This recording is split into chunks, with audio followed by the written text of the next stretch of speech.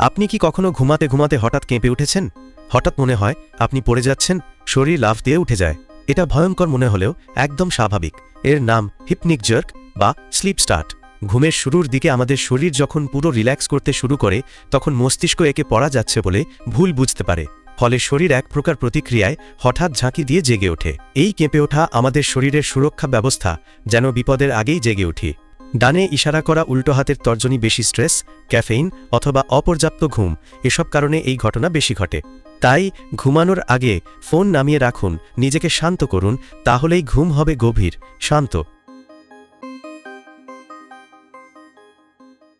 আপনি কি কখনো ঘুমাতে ঘুমাতে হঠাৎ কেঁপে উঠেছেন? হঠাৎ মনে হয় আপনি পড়ে যাচ্ছেন, শরীর লাফ দিয়ে উঠে যায়।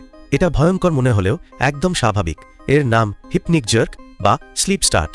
ঘুমের শুরুর দিকে আমাদের শরীর যখন পুরো রিল্যাক্স করতে শুরু করে, তখন মস্তিষ্ক একে পড়া যাচ্ছে বলে ভুল বুঝতে পারে।